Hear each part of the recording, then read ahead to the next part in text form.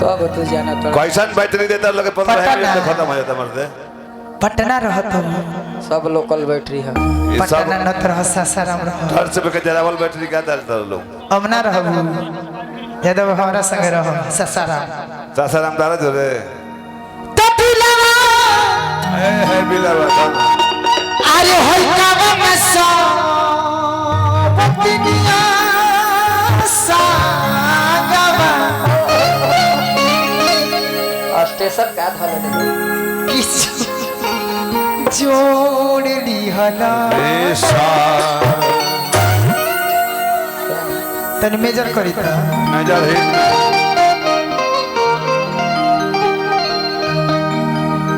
एगो लड़की एगो लड़का आपस में बहुत प्यार करता है। बहुत कहे के बाद प्यार इतना करता कि यहाँ तक से अपन माई बाबू के ख्याल से निकाल देता है सही बात बा कि हमारे माइयो बाबू बड़े का कर होने वाली भाभी के दिन पैसे लड़की बात नहीं मानत प्रतिदिन लड़का से मिले चल जाती है। तारे नु पतो वाली का करबू बबीता तना वीडियो कॉलिंग कर के तंग कर दिल बिया। हेलो सब बबीता ये सीएस कंपनी के देन हो। सही बात बा तब तो चैनलवा ना उठल अरे उठल बता बुझात दे के तनी मनी हमरे देन से उठल हो। अच्छा फिर तो हर दिन हो तो फिर उठ जाई। बाकी ये सीएस कंपनी जाने नु कहाँ से चलेला? झांसी से झांसी से। सही बात सही बात सब बिना धारनी के कृपा भैया तनकी से हल्का करम बेस डाली ना बेस हल्का सा चना चना बहुत बोलत है। सब सरस्वती माई के कृपा बा। जब लड़की के माई बाबू के पता चला था कि लड़का कोनो गैर लड़का से प्यार कर बैठल बिया तो लड़की के समझावता माता पिता की तोहर हमनी के बढ़िया घर में शादी विवाह कर दे जाई तोहार घर संसार बस जाई हमनी के पगड़ी रख। लड़की अपना बाबू माई के बात मान के शादी कर लेती है। अच्छा शादी कर लेती है हाँ जी आ जौन प्रेमी बा हाँ जब लड़की के विदाई होता है वही घड़ी आके मार दे सो लड़की पर नजर पड़ रोता है तो लड़की दौड़ के जाके अखबारी में धर के समझावती है कहत अखबारी में धरा तो धरे वाला ना है। हाय फिर मिलनवा मनवा अरे काव जान थोड़वा लरवा ढाका जानी ए शत्रुधन भैया तन किसी हो वाला बजा दे हाउ वाला बुझा था हाउ वाला हमारा हाउ चाहे ना हाय फिर मिलनवा मनवा अब काव जान थोड़वा लरवा ढाका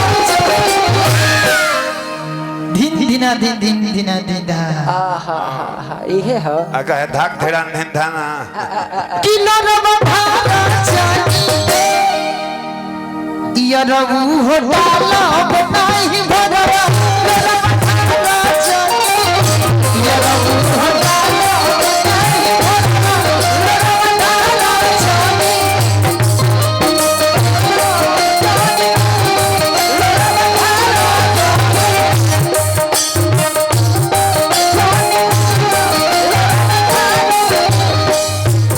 लड़की कह दिया हाय फिर मिलनवा मनवा हाय फिर मिलनवा मनवा कावा जान थोड़वा लड़वा ढाका जानी लड़वा ढाका जानी ये रघु बडाला बनाई भरवा लड़वा ढाका जानी ये रघु बडाला बनाई भरवा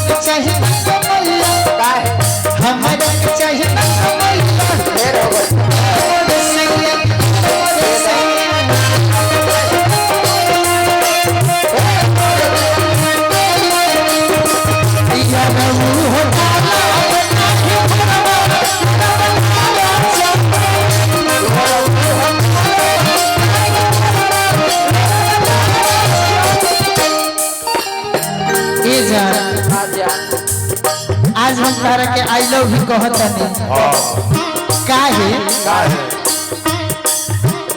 जानवा से ज्यादा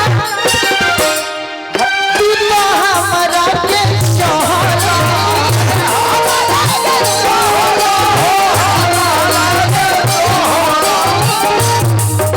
आपने बुझो तू किस्मत में न रहला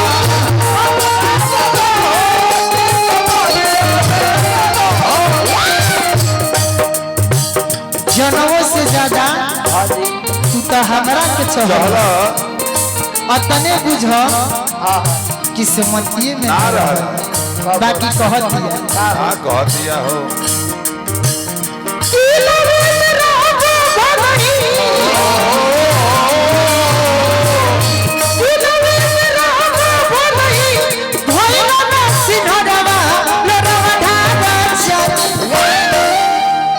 जिया जिया दिलवे में रहबा भले ही भइल न सिन्हरवा ए छोटे बाबा